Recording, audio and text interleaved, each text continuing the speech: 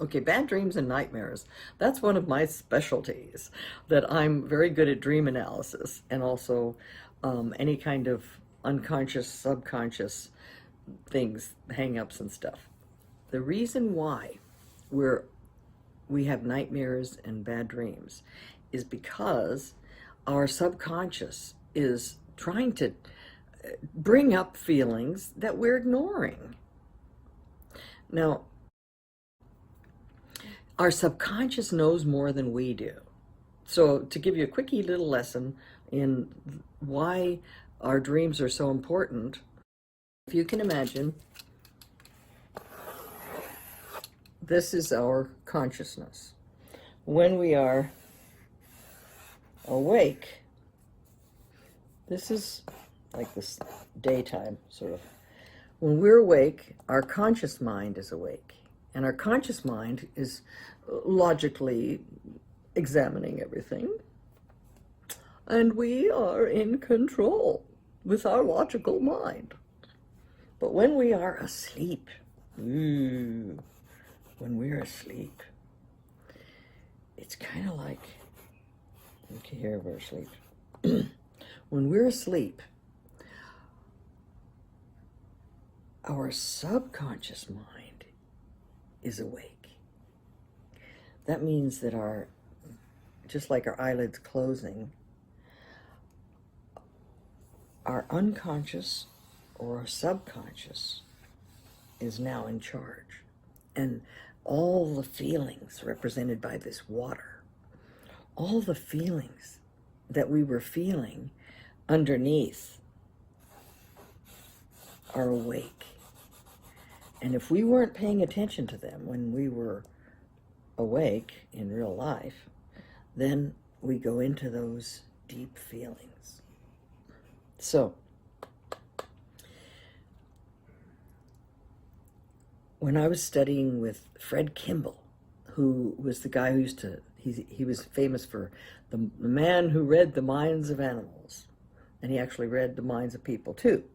But the way he did it, he didn't really read their mind like, oh, I see you're thinking of coffee or something. He could empathize with you, and he could identify with you and understand the feelings that you were feeling. So when I studied with Fred Kimball, he explained that our subconscious is closer to God than our conscious mind. And that's because there's nothing blocking it. Our subconscious is where we connect easier to God, to our higher self. Our higher self is always watching, but our pea brain is getting in the way. So our logical brain gets in the way of our understanding of what we're feeling sometimes. Our logical mind blocks our feelings. Oh, I don't want to feel that. Oh, no, no, no, no, no. I don't want to feel that way. So we block it. And then we think logically so that we won't have to feel. So when we're asleep, though, we can't turn those feelings off because our conscious mind is asleep. And now our unconscious or our subconscious is awake. So that's why dreams are so important. They're finally telling you what you're really feeling. And sometimes it can be disturbing. I've had dreams that blew my mind. And even sometimes dreams, there's two different kinds of dreams. By the way, I guess this is a sort of quickie lesson on dream analysis. There are two kinds of dreams. One is a prophetic dream. It's a dream that is a warning dream. That's warning you because your subconscious knows way before you do what's going on. But the other kind of dream, besides the warning dream that's very logical, is the symbolic dream. Now, that symbolizes other stuff. Now, how you can tell the difference is a warning dream, which is actually a dream that your higher power is trying to tell you something. A warning dream is everything in the dream is exactly the way it really is in real life. Like, well, I can think of some different dreams that I've had.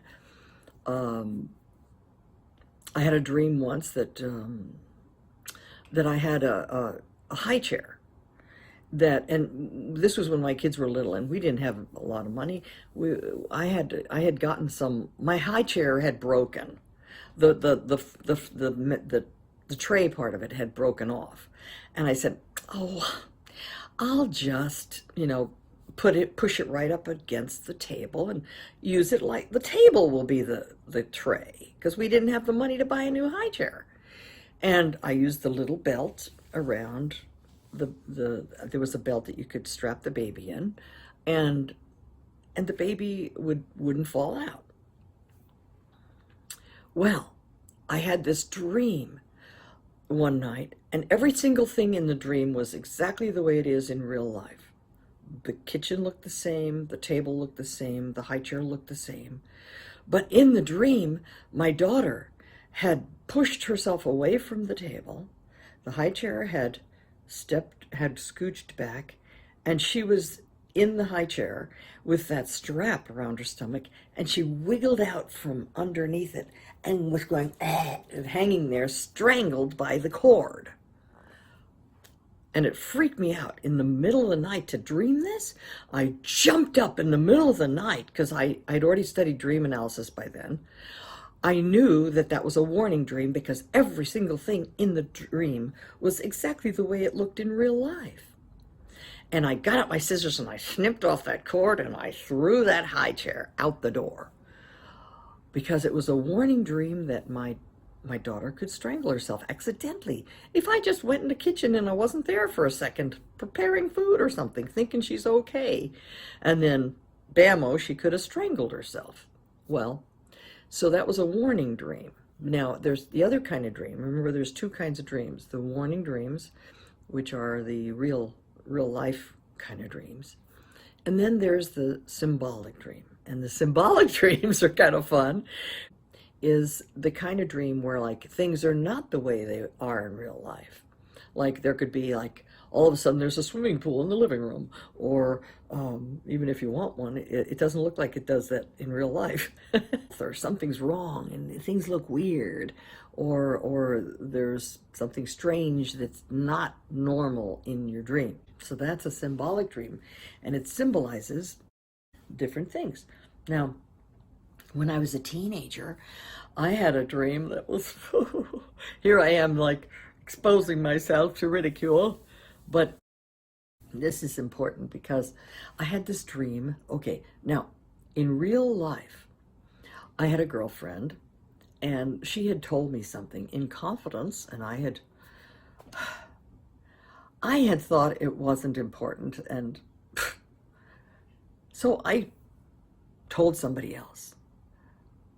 But my subconscious knew that I shouldn't have told that other person something because I spilled the beans on this girlfriend. And so that night, I had a dream that in my dream I walked into the bathroom and looked in the mirror, and I had these gigantic lips that were huge, like horribly huge, like monstrous, like a clownish lips. And I went, oh my God, how ugly. And my subconscious was telling me, you had a big mouth. You have a big mouth. It was a subconscious symbol of saying I had a big mouth. I told somebody's secret I was not supposed to tell. And I felt so horrible.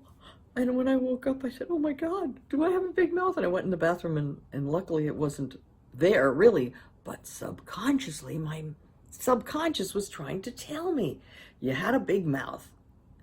And look how it looks. It looks really bad. So after that, I said, oh my God. Oh no. And I never wanted to tell anybody's secrets after that, which was a good lesson for me.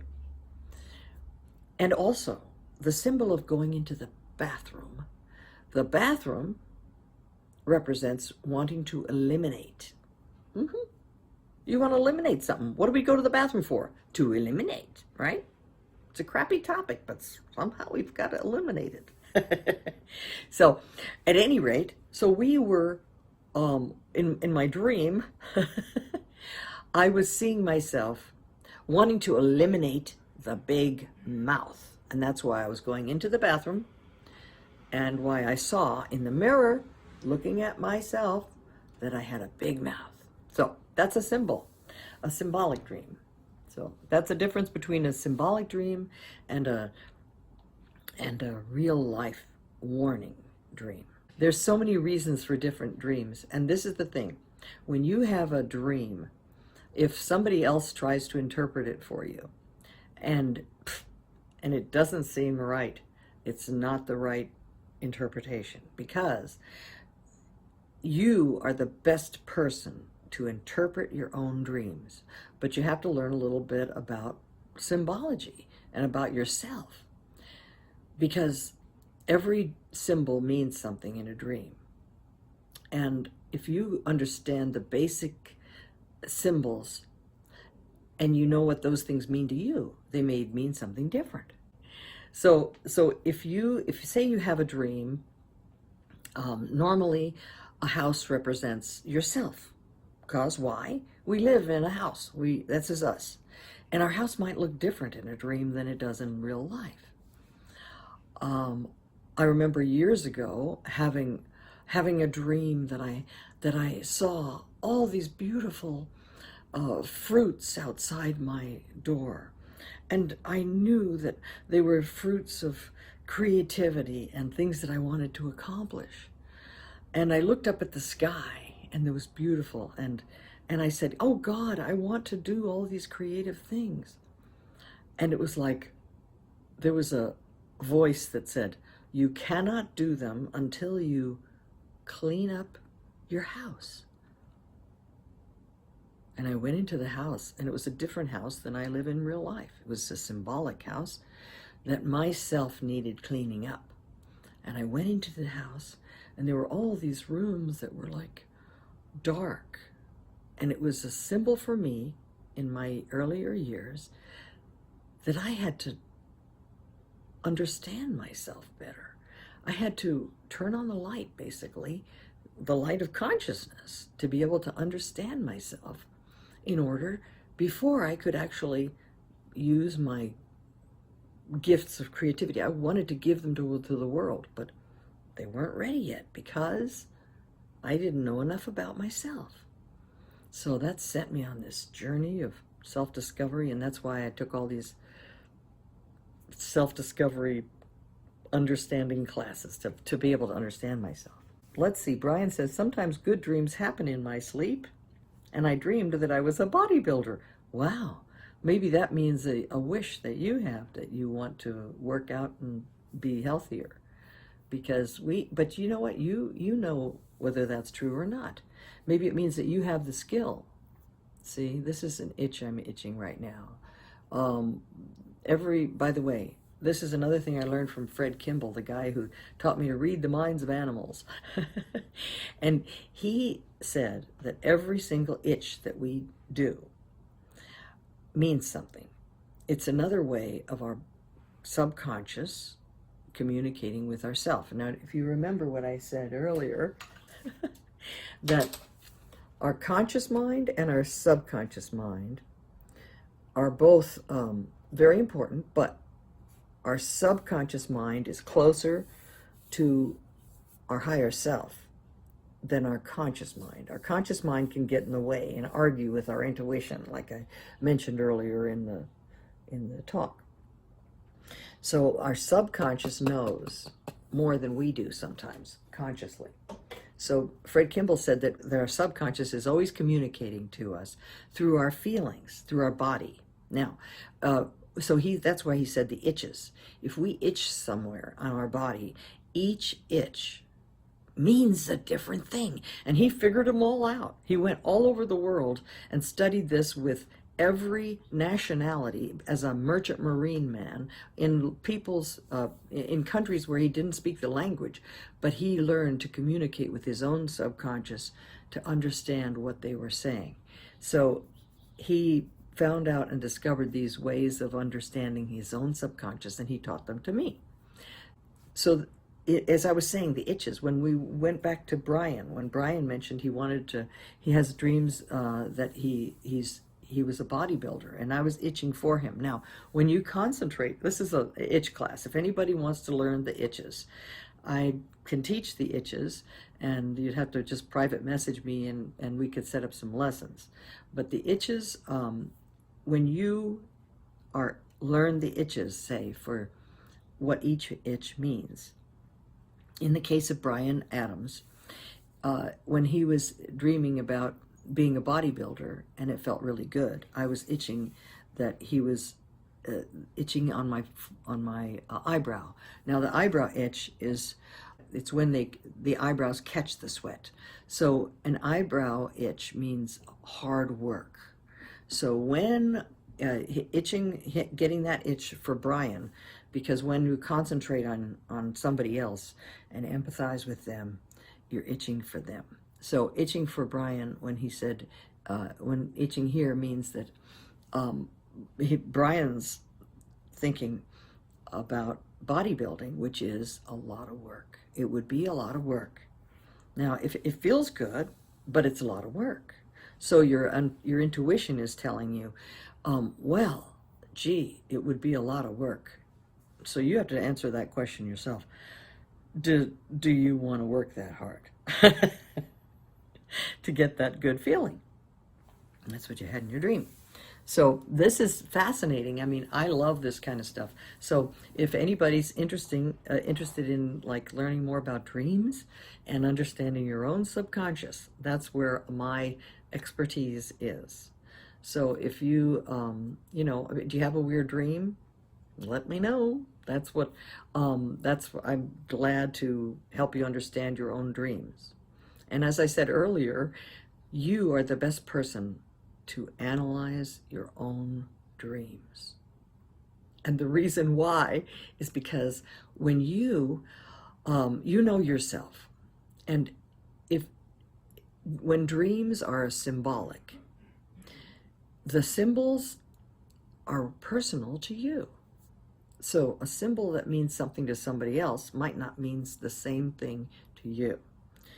So that's where you can analyze your own dreams best. Once you learn the basics of dreams and where they come from and what they're trying to tell you. And the most important thing to remember is that if you remember that your subconscious is closer to you, to your higher self, and your higher self, of course, is closer to God. So your subconscious knows more than you do consciously. If you keep that in mind, that when you get a subconscious message through a dream, it's for your own good. Now, why would somebody not pay attention to something that's for their own good? That's where we have our battle sometimes, listening to our intuition. Because I know that there have been times when I was like not listening to my intuition. I got red flags, but I didn't want to listen to them. Why? What keeps us from listening? Desire.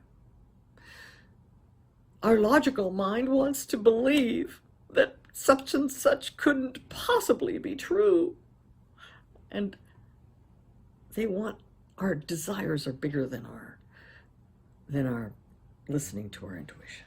Mike Young, you have several international watchers on now. Oh, that's great. Thank you so much. That's excellent. Well, I think it's amazing to me that we have a power beyond what we're ever aware of. And we're walking around with it all the time. But are we listening? Now, one of the things that Fred Kimball also said was that some things can dampen our ability to hear our subconscious. One of them is drugs and alcohol. They just totally, we know, we get numb because everything gets numb when we get under the influence. So it does dampen our ability to hear our intuition. Not that I don't think it's cool to have a glass of wine and, once in a while and this and that. That's fine. Oh, but I mean, but generally speaking, if you're not, it's not a party night or something. If you really want to be able to be in connection with your subconscious, the drugs and alcohol, they numb your ability to be psychic or in touch. That's one thing. Sorry, I probably lost half my audience now. But at any rate, no, I will have a glass of wine now and then, and it's just absolutely perfectly fine, because I'm an adult.